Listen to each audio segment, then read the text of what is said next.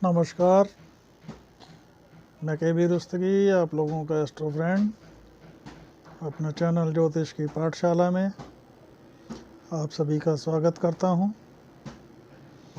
तो हमारा एक ये छोटा सा प्रयास है कि हम सब मिलकर साथ में ज्योतिष विज्ञान के बारे में जो जागरूकता और उसको क्या कहते हैं आगे सभी में ज्ञानवर्धन का जो प्रयास कर रहे हैं, उस कड़ी में हम पहले चंद्रमा और सूर्य का सभी भावों में, सभी लग्नों में क्या उनका प्रभाव रहता है, क्या फल रहता है, उसकी हम चर्चा ऑलरेडी कर चुके हैं। अभी पिछली वीडियो में हमने फिर से सभी भावों के बारे में सबको वीडियो डाला था। तो अब इस कड़ी में हम मंगल का सभी 12 लग्नों में और 12 भावों में क्या फल होगा, उसकी सीरीज़ चालू करने जा रहे हैं। तो ऐसे में मंगल मित्रों जो है पराक्रम है, ग्रहों में सेनापति है। पराक्रम के साथ साथ जोश, क्रोध, छोटे भाई बहन का कारक, जल्दबाजी, अग्नि, विध्वंस, इन सब का ये द्योतक है मंगल। उत्साह। तो आज उस ग्रह की हम सभी लग्नों में और अलग अलग भावों में क्या इसका फल होगा, उसकी चर्चा करेंगे। तो सर्वप्रथम मेष लग्न में मंगल का सभी 12 भावों में क्या फल होगा, उसकी कड़ी हम आरंभ करते हैं। मेष लग्न में अगर मंगल लग्न में बैठे हों तो ये एक श्रेष्ठ योग, रोचक राजयोग का निर्माण करते हैं। इसके साथ साथ लग्न में मंगल का होना जातक को मांगलिक बनाता है। ऐसे में उनकी दृष्टि, चौथी दृष्टि, जैसा हम जानते हैं मंगल ग्रह की 3 दृष्टि होती हैं, चौथी, 7वीं और 8वीं। तो अपनी चौथी दृष्टि सुख भाव पे डालेंगे तो सुख भाव में उनकी दृष्टि, हालांकि वो कर्क में नीच का भाव होता है, लेकिन उनकी दृष्टि उनके जो है सुख भाव में वृद्धि करेगी और सप्तम में दाम्पत्य को भी अच्छा करेंगे। और दाम्पत्य के साथ साथ उनकी जो है आयु भाव पे दृष्टि डालेंगे तो अपने ही घर को देखेंगे, तो ऐसे में जातक की आयु वृद्धि करेंगे। लेकिन ऐसे में जो है जातक को ये जो एक माइनस पॉइंट जो है, धैर्य की कमी, जल्दबाज, गुस्सैल और इस प्रवृत्ति का बना देंगे। और मंगल ग्रह जो मित्रों धरती का ग्रह है, तो ऐसे में ये जातक जो हैं ज़मीन से निकलने वाले, मिट्टी से निकलने वाले, जैसे ईंटा भट्टा हो गया, बिल्डिंग मटेरियल वगैरह का सामान हो गया, इस तरह का उद्योग व्यवसाय लगाएं तो इनको कामयाबी मिलती है। अब मित्रों लग्न से आते हैं हम दूसरे द्वितीय स्थान में, जो क्या कहते हैं धन भाव होता है। अगर धन भाव में मंगल गोचर करेंगे तो उस स्थिति में वृष राशि होगी, वृष लग्न होगा, वृष इसके स्वामी होते हैं शुक्र। तो ऐसे में जो है शुक्र और मंगल की तत्कालिक मित्रता हमको देखनी होगी। अगर ये तत्कालिक मित्र हैं तो ऐसे में ये जो है धन भाव में बैठकर जातक को जो है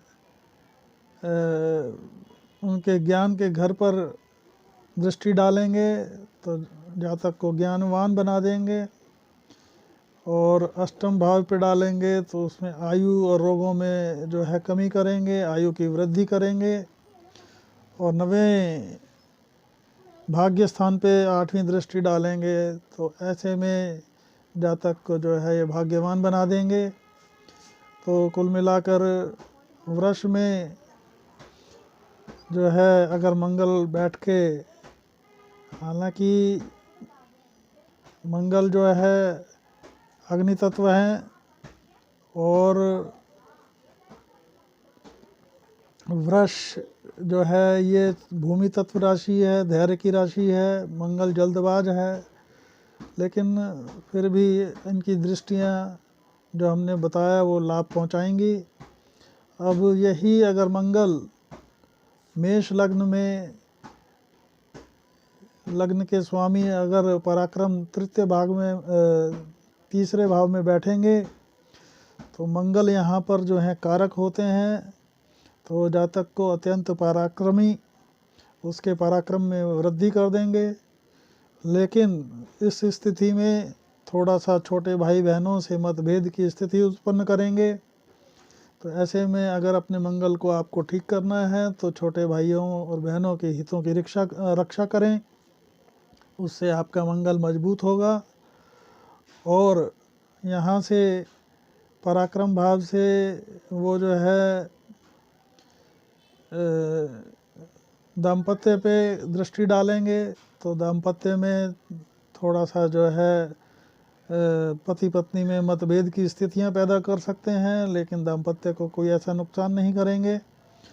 इसी के साथ साथ इनकी जो है नवम भाव पे दृष्टि, तो उसको जातक को भाग्यवान बना देंगे और अपने जो है पराक्रम के बल पर ये व्यक्ति जो जातक है अपने भाग्य का निर्माण करेगा।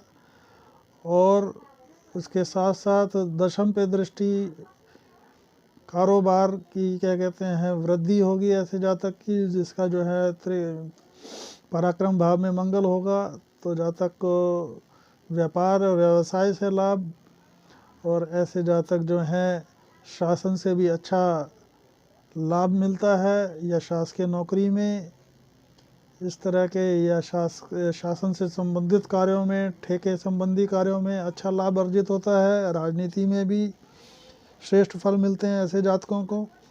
लेकिन इन जातकों को मेन जो अपना ख्याल करना है कि अपने गुस्से पर नियंत्रण करेंगे तो सर्वथा हर चीज़ उपयुक्त रहेगी। अब आते हैं मंगल अगर चौथे भाव में, अगर सुख भाव में अगर मंगल होंगे तो पर अपना लग्न का स्वामी अगर चतुर्थ में बैठेगा तो ऐसे में कर्क में नीच के हो जाते हैं। और नीच के मंगल जो है 6 डिग्री से जो है, क्योंकि ये सम राशि है और 6 डिग्री से लेके 28 अंश तक ये अपना परिणाम देते हैं। तो ऐसे में जातक को चाहिए कि खास ध्यान रखे और अगर चंद्रमा वगैरह की दृष्टि हो और पीड़ित ना हो तो ऐसी दृष्टि में जातक अपनी भूमि वगैरह भी अर्जित करता है, भवन वगैरह की भी प्राप्ति होती है। लेकिन अगर पीड़ित होने की स्थिति में जातक को अच्छी परेशानी मिलेगी। यहाँ पर अपनी ये जो है दृष्टि कर्म भाव पे डालेंगे तो कर्म भाव पे दृष्टि अगर डालने से ये उच्च का भाव हो जाता है, यहाँ पे मंगल बलवान हो जाते हैं। तो चतुर्थ का जो मंगल दशम पे जो दृष्टि डालेगा तो लाभ व्यवसाय में अच्छा फ़ायदा लाभ देगा। और इसी के साथ साथ जो है ये जो चतुर्थ का मंगल जिसका होता है बहुत ही अच्छे सेल्समैन होते हैं, they are very good at sales. कोई भी चीज़ इनको दे दो आप, ये हर चीज़ को बेच लेते हैं, तो बहुत अच्छे सेल्समैन होते हैं चतुर्थ के मंगल वाले। जो मेष लग्न में जो चतुर्थ में बैठे हों, ऐसे में आठवीं दृष्टि आय के भाव पे डालेंगे तो हमेशा इनको आय की कभी भी कमी नहीं रहेगी। तो अब आते हैं मित्रों पंचम भाव में। अगर लग्न का स्वामी पंचम भाव में गोचर करेगा तो ऐसे में पंचम भाव में बैठकर उनके ज्ञान में वृद्धि कर देगा, और ऐसे जातक जज, वकील, सर्जन बहुत उच्च कोटि के होते हैं और अपने ज्ञान से जो है अपने का लाभ अर्जित करते हैं और भाग्य का निर्माण करते हैं।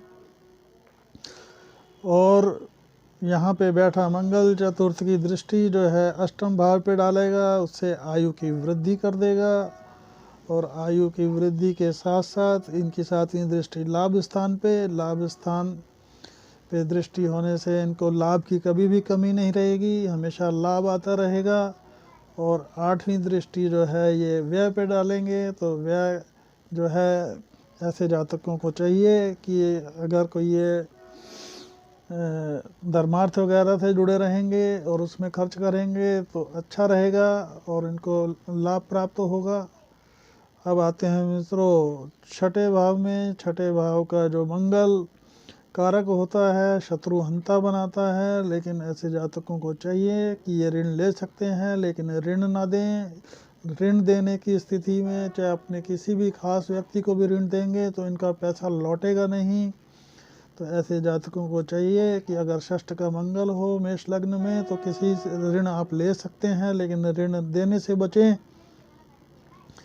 लेकिन आप में ये थोड़ी सी धैर्य की कमी कर देगा, और ऐसे में थोड़ा सा आपको धैर्य में कमी होने के साथ साथ जब इनकी चौथी दृष्टि आपके भाग्य पर पड़ेगी, लेकिन भाग्य में इनकी दृष्टि आपको भाग्यवान बनाएगी, भाग्य का आपको हमेशा साथ मिलता रहेगा।